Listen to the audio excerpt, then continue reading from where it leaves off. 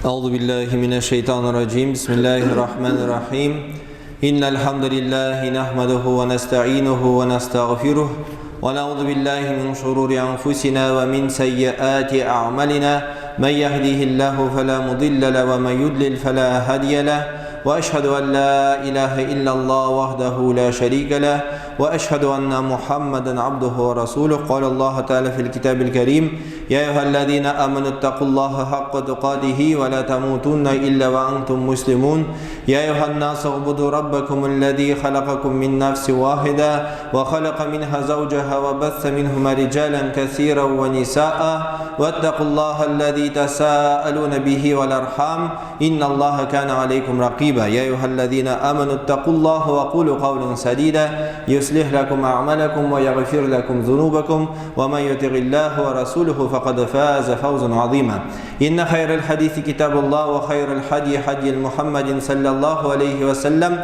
وشر الأمور البدعة وكل بدعة الضلالة وكل ضلالة في النار أما بعد barcha mahluqotlarni yo'qdan bor etib ni'matlab va tarbiyalab turgan mag'bud bil haq bilgan Rabbimiz Allohga ko'ngil turlarimizdan chiqqan hamd sanalarimiz bo'lsa edi, rahmat uchun jibarilmish oxirgi payg'ambarimizga Muhammad Mustafa sallallohu alayhi va sallamga salovat shariflarimiz erishib tursa edi, ana ahli baytina, ana sahabalarına ridvanullohi alayhim Allohning rizoligi bo'lsa edi. Alloh taolaning kitobi ortidan ham payg'ambarimiz Muhammad Mustafa sallallohu alayhi va sallamning sunnati ortidan yergan mu'min musulmon qardoshlarimizga Alloh taolaning salamlari bo'lsa edi. Sizlarning ham tahoratlanib, ulu bo'lgan juma namozining farzini o'tim deb kelgan qardoshlarimga assalomu alaykum va rahmatullohi va barakatuh.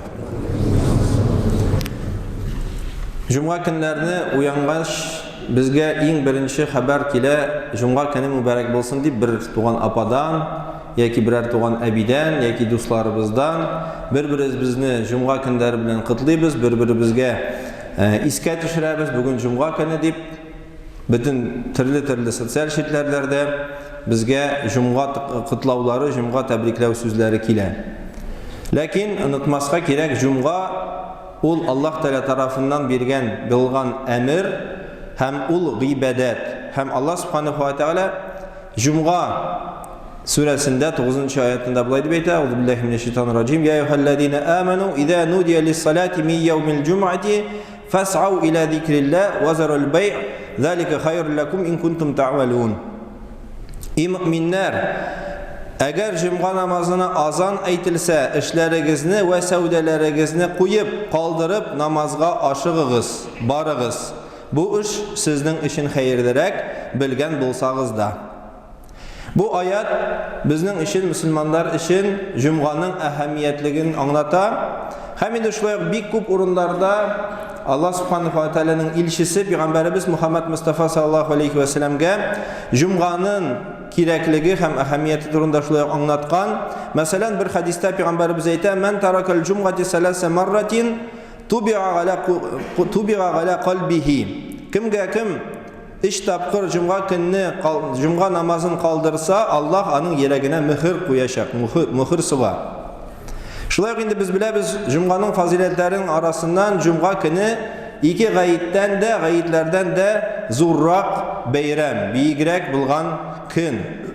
Şulay boshqa hadisda payg'ambarimiz aytadi: "Khayrul yawmil tala'at alayhi ash-shamsu yawmul jum'ati fihi khuliqa Adam wa fihi udkhilal janna wa fihi ukhrija." Eng xayrli kun qaysında quyosh turdi, u da bo'lsa juma kuni deb aytadi payg'ambarimiz. Shul kunda Alloh taolo Adam alayhissalomni barliqqa keltirdi. Juma kunida u jannat bog'chalarini uni kiritdi, ham juma kunida u Adam alayhissalomni jannatdan chiqardi. "Va la taqumu as-sa'ata illa fil yawmil jum'a." Ham soat degan so'z unda bo'lsa qiyomat kuni kelmayacak, bir nendikinde de illa nemagar juma kunida kelacak qiyomat kuni. Bu hadis Müslim jeyintig'ida kela. Bu hadislar ham shulay endi, masalan, "Man qara'a suratul kahfi fil yawmil jum'ati ada'a lahu min nuri ma bayna jum'atayn." Masalan, kimda kim Kahf surasini o'qisa, juma kunida Alloh taolo ani nur bilan balqindirir.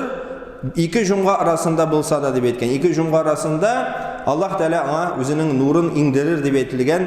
Менә бу хадислар һәм башка хадислар безгә нәрсәне аңлата? Җумганың әһәмиятлеген. Һәм без җумгага нәрсә эшләргә тиешбез? Әзерләнергә тиешбез. Җумга көн ул гади көн булырга тиеш түгел безнең өчен. Электән-элек безнең әби-бабайларыбыз, безнең әти-әниләребез җумга көннәренә әзерләнгәннәр. Мәсәлән, моның алдан мунча ягып, матур киемнәр киеп һәм башкасы. Ләкин бүгенге көндә әгәр дә без бер-беребезгә карасак, менә ак күлмәк киеп килүче кеше, менә монда 1, 2, 3 кеше күрәбез. Шулай бит, калганы без ничек сәүдәдә, ана базарда сатып тордык, шулай килдек. Кемдә кем тиз генә таксидан чыкты да тиз генә килде, бернинди дә җумгага айрым әзерлек юк. Гаит көннәренә күбрәк әзерләнәбез җумга көннәренә караганда. Әмма дә ләкин җумга көн ул бер зур фурсат нәрсә өчен? Безнең ике җумга арасында гынахларыбыз Аллаһ Тәала гафу итә. Әгәр дә ки без җумга көненә дөрес итеп барсак. Ләкин җумгага килү генә түгел, җумганың нәбу безнең хадис бар. Ман тавадда фа ахсана ал-вуду'a thumma ата al-jum'ata فاستمع وأنصت غفر له ما بين الجمعة إلا الجمعة. Нәбу хадис бар. Кемдә кем дөрес итеп тәһарәт алса һәм җумгага килсә, тыңлап торса һәм дәшмәсә, Аллаһ Тәала аңа ике җумга арасында булган гынахларын гафу итә дип әйтелгән хадис. Һәм без бу хадисне белеп, бөтенебез нинди савапка омтылабыз? Аллаһ Тәала безнең ике җумга арасында кылынган гынахларыбызны гафу итсен дип. Нәбу безнең ниятебез. Җумгага киләбез, беренчедән Аллаһ Тәаланың әмерен үтибез, һәм икенче нинди савапка омтылабыз?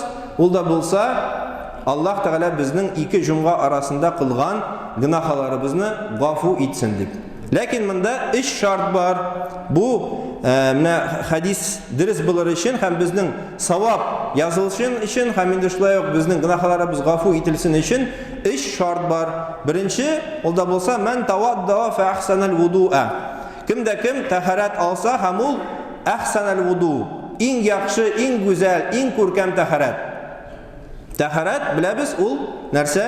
Гыйбадат. Галимләребез әйтәләр, ни сәбәпле без тәһарәт алганда сөйләшмибез? Беләбез, тәһарәт алганда, гысыл алганда сөйләшү тыела. Ни сәбәптән? Чөнки тәһарәт ул гыйбадат. Һәм инде без тәһарәт алган вакытта намазда булган күбек булганга күрә, без инде сөйләшмәскә тиешбез. Сөйләшү тыела, мәкрух дип санала. Иң хәерле тәһарәт ул әлбәттә җумга гыселе. Аллаһ Тәгалә әйтә, пәйгамбәребез Аллаһ Тәгаләнең илчесе әйтә, "Гуслул яумил җумгати ваҗибу аля кулли мухталим." Һәр балигатькә ирешкән кешегә җумга көнендә гысел алу тиешле, ваҗиб дип санала. Шулай башка хадистә әйтә, "Фаман җаа илал җумгати фалья'тасил." Әгәр дә ки җумга көненә барсаң, гысел ал. Ва ин кана тибун фальямассу минху. Әгәр дә ки синең нидер исле хушбуй бар икән, исле майың бар икән, аның белән куллан. Ва галейкум бис-сивак. Һәм сезгә шулай ук сивак белән куллану. Җумга көне турында бу сүз бара. Җумга көнендә пәйгамбәребез әйткән, "Юынгыз, гысел алыгыз, башларыгызны юыгыз." Башыгызны югач нишлибез? Тарыйбыз, шулай бит чәчләребезне тәмле исле булган ниләрне, майларны тидерәбез һәм ва галейкум бис-сивак. Әгәр дә ки монда килгәнегез арагызда тешләрне тазартып килмәгән булсак, монда булай да авыр суларга, шулай бит. Бездә бик күп иратлар. Әгәр дә ки тешне дә тазартмыйча килсәк, монда җумгага инде бөтенебез аң югалтып егылыр идек. Бик зур рәхмәт сезгә, инде җумга алдыннан килгәнегез алдыннан тешләрегезне бөтенегез тазартып киләсез. Аллаһ Тәала разый булсын сездән. Хушбуйларны сертенеп, тешләрне тазартып, чәчләребезне тарап, матур ак күлмәкләр киеп, бу да сөннәт. Бу да сөннәт, матур ак күлмәк.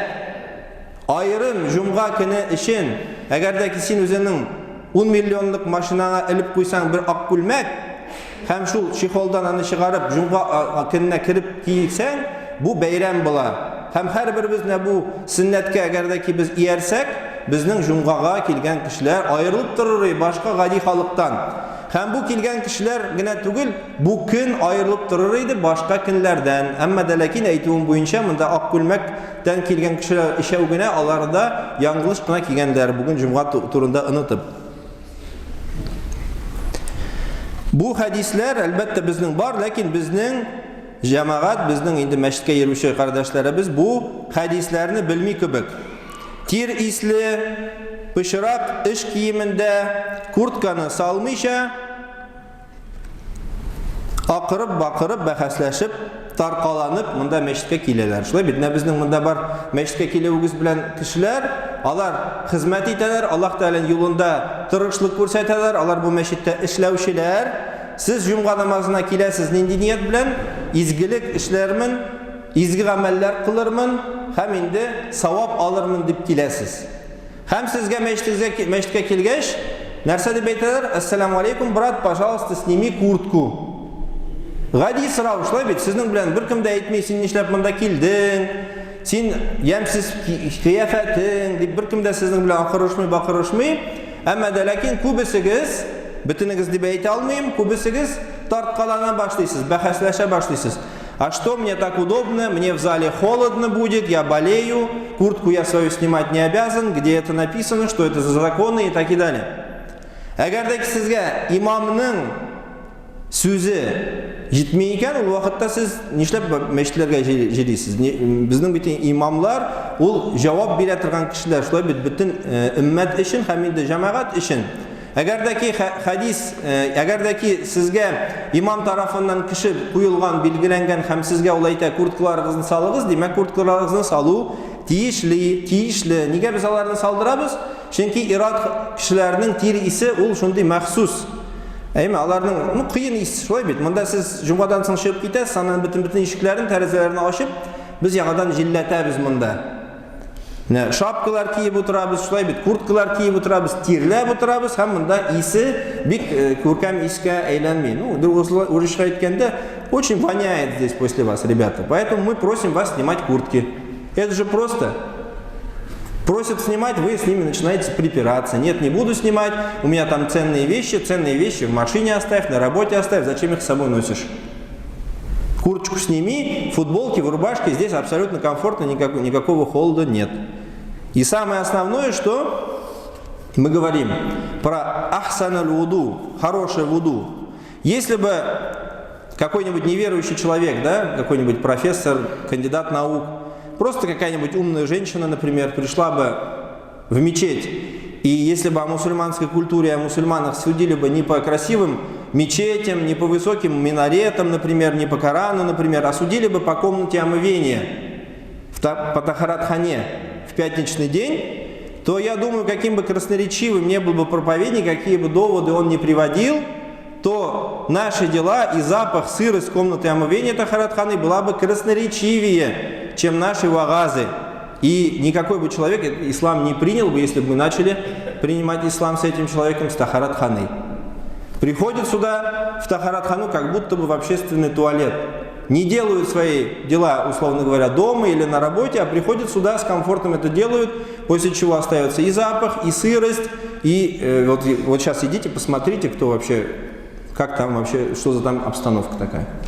А потом после вас час-полтора часа уборщица убирается. Бигзу рахмет, Аллах Та'аля кабулитсин. Уважайте труд уборщиц, это все-таки чья-то жена, чья-то мама, да.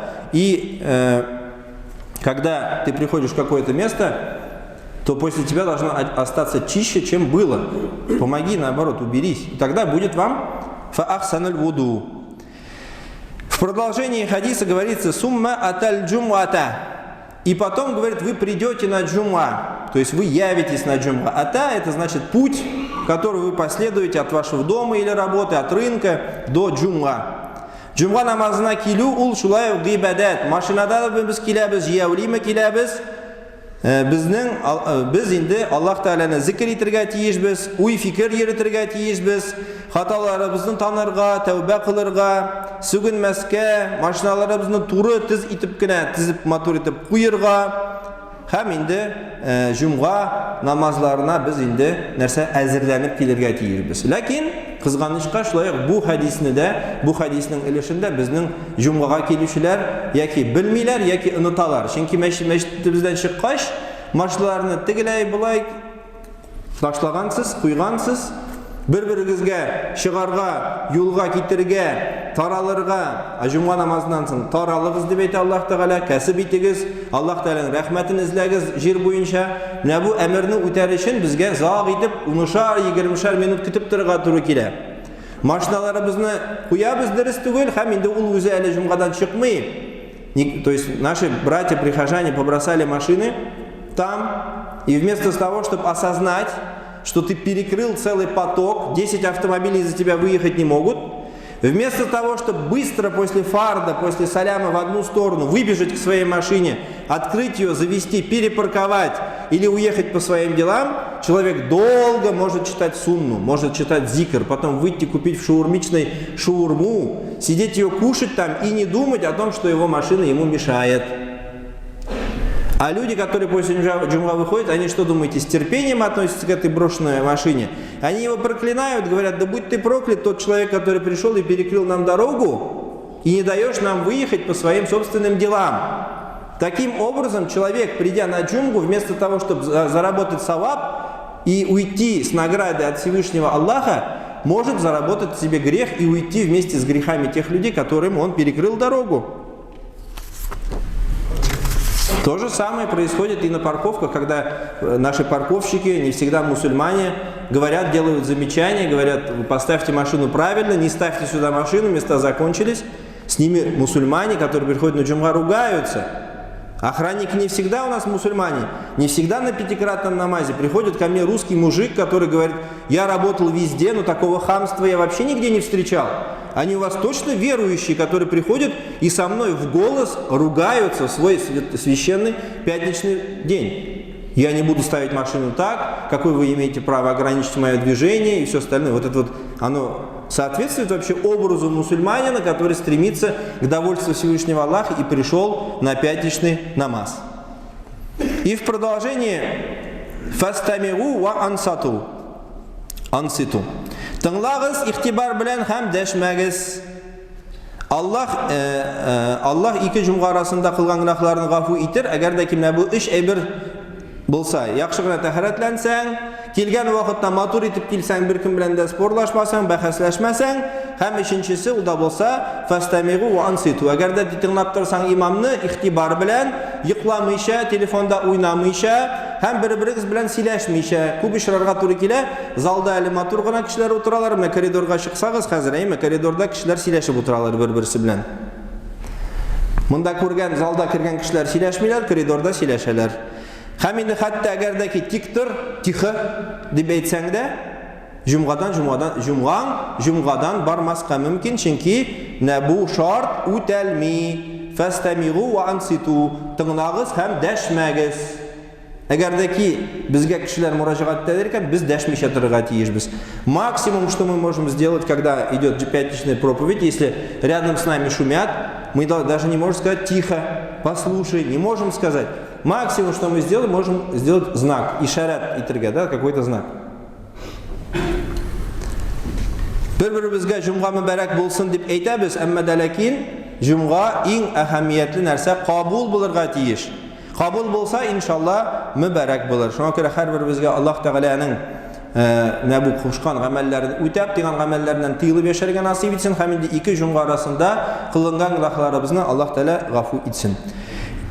Баракаллаху лана фил Куранил азим ва нафана бил аяtil ва зикрил хаким. Астагфируллаһ ли ва лакум ва лисаил джамаатил муслимин аль-хадирин аджмаин. Иннаху гафурур рахим, аджавадур карим, ас-самиул алим.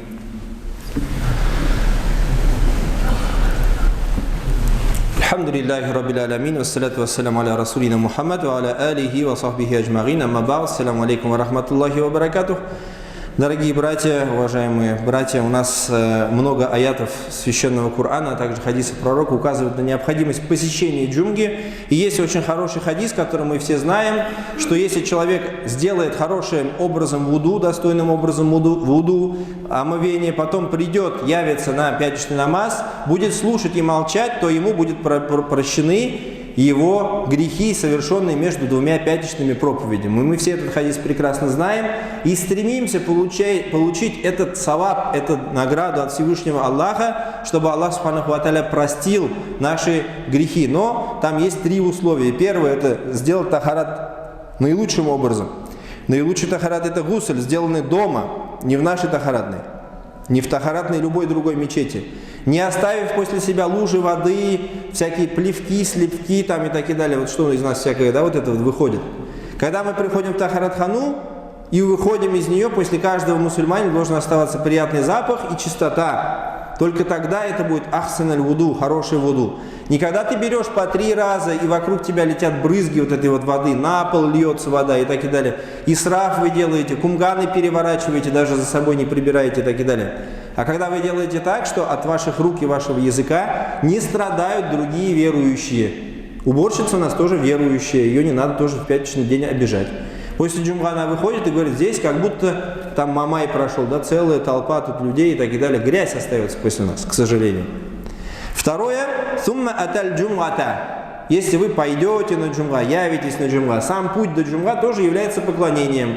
Когда мы едем, спешим на джумга, нас подрезают, мы высовываемся из окошка, материмся на людей, говорим, я спешу на джумга, ты меня подрезал, и называем его разными нелестными именами. Приезжаем сюда самыми последними, когда вот уже до джумга, до фарт намаза остается несколько минут, перекрываем все автомобили, приходим на джумга с опозданием, дочитываем 2 раката намаза, потом читаем долго-долго сунну и так и далее, препятствуем тем самым человеку выйти после джумга и отправиться по земле, ища милость Всевышнего Аллаха. То есть мы делаем и это тоже неправильно. И фастамиру ванситу, пророк Мухаммад сказал, и слушайте, не просто слушайте, а вслушивайтесь. То есть слушать нужно с пониманием, с размышлением, не отвлеченно какие-то темы в это время думать, а стараться над самой даже унылой, скучной проповедью имама, что сделать? Задуматься. Да, конечно, про джумгу, что вы не слышали? Вы уже на джумга 10 лет ходите. Ну, ходите так же, как и в первый день. Как оставалось после вас мокрота, грязь, так и остается. Поэтому иногда у нас бывают такие вот проповеди, связанные с чистотой и порядком. Фастамиру анситу. Нужно вслушиваться в то, что имам говорит, какая бы проповедь ни была. Понимаете вы язык или не понимаете, вслушиваться ва анситу и молчать. Не разговаривать друг с другом. И даже сказать друг другу тихо будет запрещено. Почему? Потому что это и может нарушить наш саваб. Только после выполнения вот этих 3 основ гуфира ляху ма байна джумгату иля джумга, то будут прощены грехи людей от джумги до джумги, от одной пятничной проповеди до другой. Пусть Всевышний Аллах Та'аля дарует нам возможность приходить на пятничные проповеди правильным образом, брать омовение дома и слушать имамов, иншаллах. Инна Аллаху ва малаикату юсаллюна аля наби, я юхалладина аману салли алейхи ва саллиму таслиман, Аллахума салли аля Мухаммад ва аля али Мухаммад, кама саллита аля Ибрахим ва аля али Ибрахим, иннак хамидун маджид, инна салата танха анил фахшия валь мункар, ва акимус саля.